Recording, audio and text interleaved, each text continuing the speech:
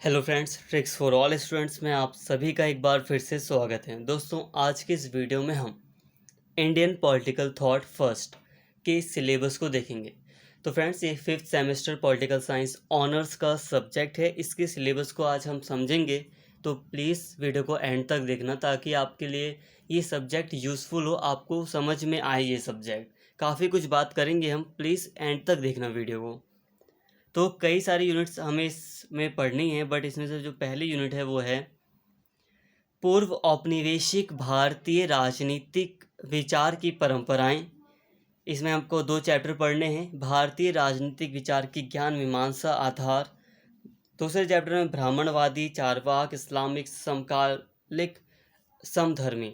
अब देखिए friends, unit 1 में आपको जो गुलामी का जो समय था, औपनिवेशिक काल जो था, कॉलोनियलिज्म का जो काल था भारत के लिए, उससे पहले मतलब गुलामी से जो पहले का जो समय था, उस समय भारतीय राजनीतिक परंपराएं किस तरह की थी, क्या विचार थे, वो सारी चीज़ें इसमें पढ़नी है।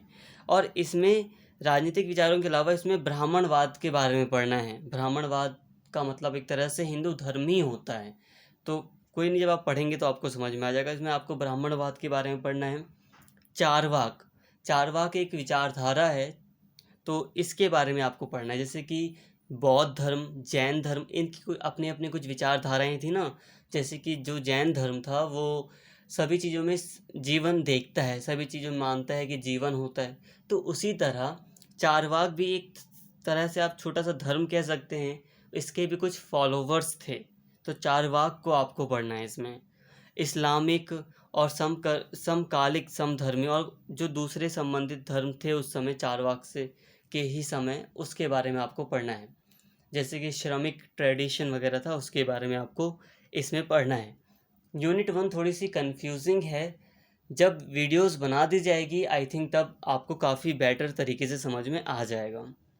अगर हम बात करें यूनिट 2 की, तो यूनिट 2 में आपको सामाजिक विधि संहिता के बारे में पढ़ना है। अब देखिए, ये समाज किस समाज के बारे में आपको पढ़ना है? मनुस्मृति में जिस समाज का वर्णन किया गया है, जिस समाज के लिए जो कानून वगैरह बनाए गए थे मनुस्मृति में। मनुस्मृति आपको पता है एक प्राचीन समय का, सॉरी दोस्तों थोड़ा सा नॉइज़ आ रहा है। तो मनुस्मृति आपको पता है एक प्राचीन हिंदू धर्म शास्त्र है। तो मनुस्मृति में जो सामाजिक विधि संहिता रही है उसके बारे में आपको पढ़ना है। वीडियोस ऑलरेडी बना दी है यूनिट 2 पर, आप उसको देखेंगे, आपको सारी चीज़ें समझ में आ जाएगी। इसमें मेनली आपको पढ़ना था समाज के बारे में। जैसे कि समाज में 4 वर्णों का वर्णन किया गया था कि समाज में 4 वर्ण होंगे, जिसमें शूद्र सबसे नीचे होंगे, महिलाओं की क्या स्थिति थी। ये सारी बातें आपको यूनिट 2 में पढ़नी हैं। यूनिट 3 में आपको कौटिल्य के बारे में पढ़ना है। अब देखिए, यहाँ पे कुछ डायरेक्ट लिख दिया है कौटिल्य, बट कौटिल्य के बारे में आपको मेनली यहाँ पे पढ़ना है कि कौटिल्य ने स्टेट के बारे में क्या कहा था, राज्य के बारे में क्या कहा था, राज्य का स्वरूप कैसा है, राज्य की क्या विशेषताएं होती हैं, राज्य को किस तरह से नियंत्रित किया गया था, राज्य को किस तरह से नियंत्रित किया गया था, सप्तांग सिद्धांत क्या था, इसके अलावा राज्य का मंडल सिद्धांत क्या था। ये सारी चीज़ें आपको कौटिल्य वाली यूनिट में, यूनिट 3 में पढ़नी है। वीडियो मैंने ऑलरेडी बनाई है सिलेबस के अकॉर्डिंग, इसकी भी आपको मिल जाएगी। यूनिट 4 की बात करें तो इसमें आपको वेद व्यास के अकॉर्डिंग, अब वेद व्यास ने जो अपनी बुक लिखी है, बुक वगैरह जो भी लिखा है, उसके जो महाभारत है, महाभारत का एक जो पार्ट है, एक जो भाग है, उसका नाम है शांति पर्व। तो शांति पर्व में राजधर्म के बारे में वर्णन किया गया है। राजधर्म को काफ़ी विस्तार तरीके से समझाया गया है, काफ़ी कुछ बातें हैं।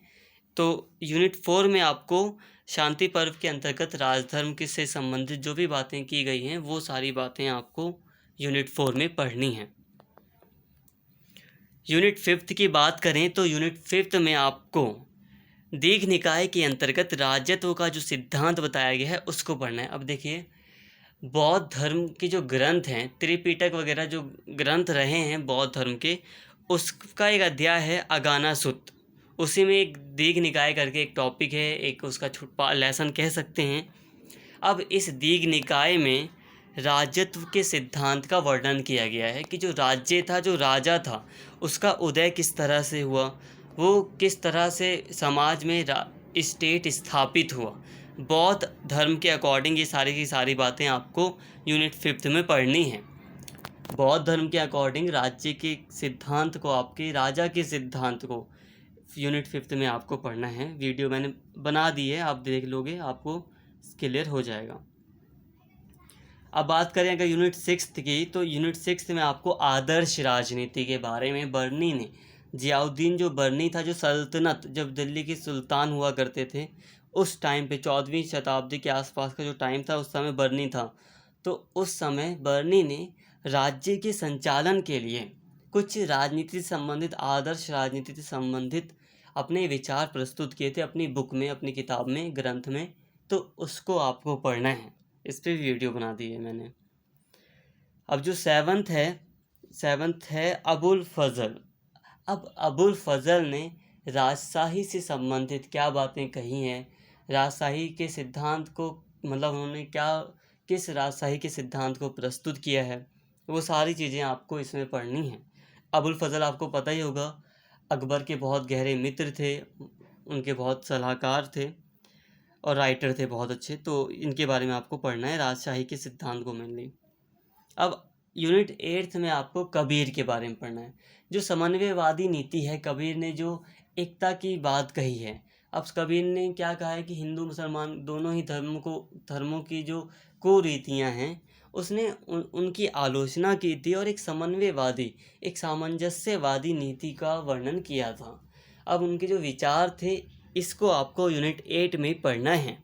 तो आई थिंक दोस्तों आप समझ गए होंगे कि आपको इसमें क्या क्या चीज़ें पढ़नी हैं। टोटल 8 यूनिट्स हैं इस सब्जेक्ट में, जो कि आपको समझना, सारी की सारी यूनिट्स आपके लिए यूज़फुल हैं, आपको सारी की सारी यूनिट पढ़नी चाहिए।